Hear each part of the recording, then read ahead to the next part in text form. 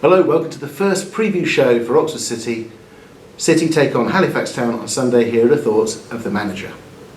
Halifax in front of the live TV cameras this weekend, and you guys have got a point to prove in front of the TV cameras, haven't you?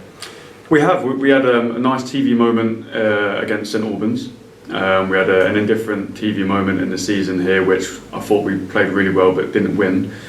We've come off two games that I believe we've done really well in. Against Rochdale in front of a big fan base, we were 2-2. I think we take it, but we had more in the tank to go and win that game. And against Chesterfield in front of 7,000, I thought we were very good value. We created more than enough chances to win the game, if not draw it. We missed a penalty, etc. So that was deflating because we put in a real massive performance, and we're looking for a good reaction here against Halifax. The boys are actually growing in confidence, as stupid as that looks because of where we are in the league. But there's no pressure on us to win games of football here because everyone writes us off from the start. So the boys are expressing themselves. The last two games they've dug in really deep and shown the level that we are capable here. So the Halifax game, in my opinion, will be a big one for the club, being on TV as it always is. But I think as a football team and a collective of staff, we know we're moving in the right direction. The results haven't been there, but the performances definitely have been. It was a while ago, but you did take a point off Halifax earlier on in the season, and obviously they're still there challenging near the top. I think they're ninth at the moment, a couple of places outside the playoffs. So you know what to expect from them, but you need to make sure that they know that they're in the game as well. Yeah, first half they were good value against us, and we had to change some things at half time, which we did. Second half we came out, we were much better. Probably the better team and deserved again probably something more than a point. But we take that on the road. First time going to Halifax in the National League, we take those points on the road, and coming back here now at our place we can play a different brand of football, because I thought Tuesday night at Chesterfield the pitch was a bit lively, it was a bit bobbly. We played the conditions really well, but we always like playing at home because we can play our brand of football, and I think that brand is what's got us here. So we need to continue it, keep promoting it, and stand by it, because we've got some really good footballers. We need to keep the spirits high. Training tonight will be lively and bubbly, and we go again.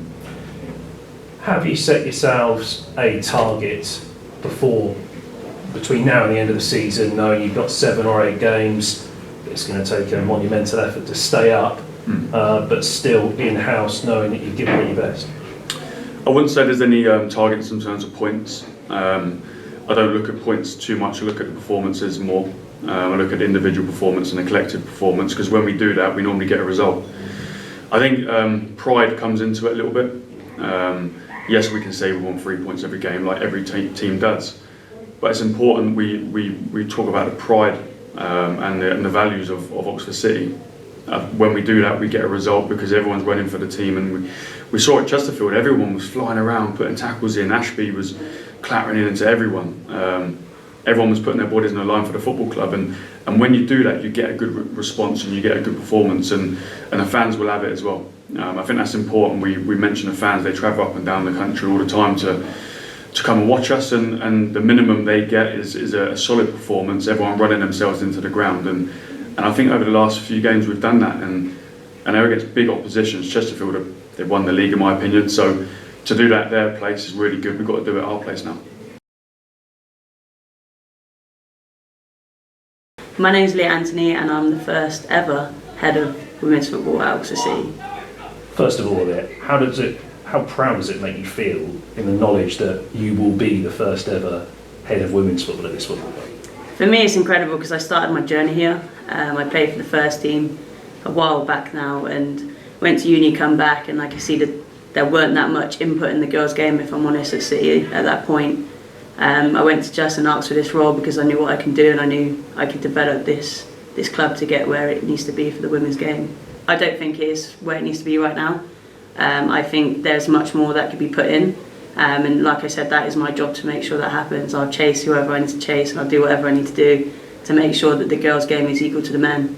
And that's why I got this job, and that's why I continue to have this job. Did you really say to Justin, I want this job? Did you tell him to create this job? Yeah, so what happened was I was the women's manager, and if I'm honest, I was coaching a lot. So I had the Brooks team, I had my under 12 team, I had Velocity team, and then I had the women's team. And I said, look, there needs to be an umbrella really, and I want to be that umbrella to look over every team and make sure it's running smoothly and getting more girls into football. So yeah, I went up to Justin and I said, look, can I create this role? And he said, create the role, get back to me, we'll see what you say. And I just sold it. And I got the job, so yeah, it's brilliant. You are making strides. You're on Radio 1. What are you doing on Radio 1 on Friday? Yeah, so me and the first team manager, Connor, are on Radio 1 on Friday to talk about women's development, how to get more girls into football, and especially where the first team are now in the league. We're sitting third, which is incredible from last season. So City is literally the place to be, and Radio 1 on Friday. I'll give you a chance to plug it as well. Trials coming up, open days coming up? Yeah, so trials forms will be released on our social media. Really intense trial, if I'm honest, this season. We're looking at all four corners, not just the physical side, psychological we're looking into as well. So if you can, get yourself down to a trial because it's a great opportunity. Right, my left-hand man, like the Ant Deck of Oxford City, Andy Gate, you've been at the last couple of games, which I haven't. A little bit unlucky so far? Yeah, really unlucky. I'd personally say some of our best performances this season, and it's such a weird league, isn't it? You do that and you come away with just 1 point against Rochdale, who've just been relegated from the Football League, and Chesterfield, who are one of the best teams that the National League has ever seen and may go on to even be the best. So, yeah. There were a couple of poor results, before I turned up, obviously, but there were a couple of poor results. Nobody was hiding away from that, but Ross has brought in a couple of new players. The centre-back who came in last week, I know did well. It's not doom and gloom, and this is what I'm struggling to get across. Ooh, they're going to go down. The league position is not great. Everybody's realistic about it.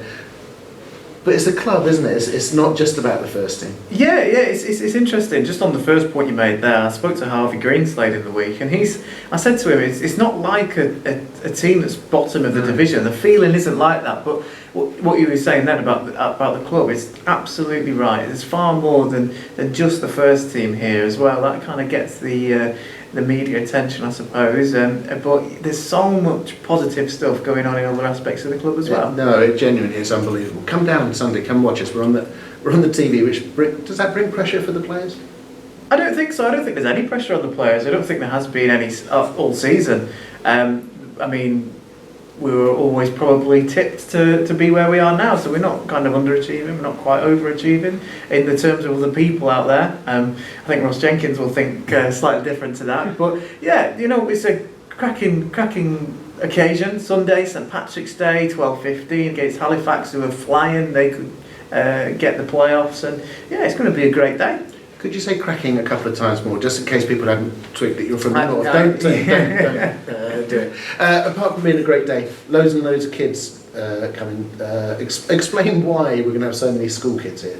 Yeah, so we've distributed hundreds of tickets to local schools, not just primary schools and some of our partner schools, but basically pretty much every school in Oxford, including secondary and even some colleges. And we're doing that because that's what we're about. We're a community club. That's a phrase that kind of gets branded about in pretty much every club. But the thing I've noticed in my years here at Oxford City is they follow through on that, and it's a great opportunity to reach out to our community when not many other games locally are going on. Yeah. Invite them down, them to come and experience what is going to be a cracking game of football.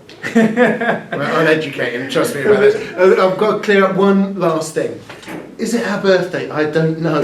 I've got Daniel Freeman of BBC Oxford is coming down to interview me and him in a minute about the club being 140 years old. I don't know if you can see it, but that implies it. Explain. Yeah, so on the badge and basically everywhere around the stadium, Oxford City was founded in 1882. However, I think there's a little bit of I'm not quite sure what the word is, but there's some people think we were founded in 1884. There's some articles that go all the way back. Well, Wikipedia's got us as 15th of March 1884. Yeah, it's interesting. Like I'm not quite sure where that came from. I'm actually just waiting on as our club historian delves through the archives just to find out where that misconceptions kind of come from. I think it's because we were founded in 1882 and 2 years later a team actually took to the field under the Oxford City banner. Right. So don't quite quote me on that yet, but we will definitely find out. Whichever way, we are Oxford's oldest football club, correct? Absolutely. Absolutely. I think that's all that needs to be said there. Cracking stat. See you on Sunday.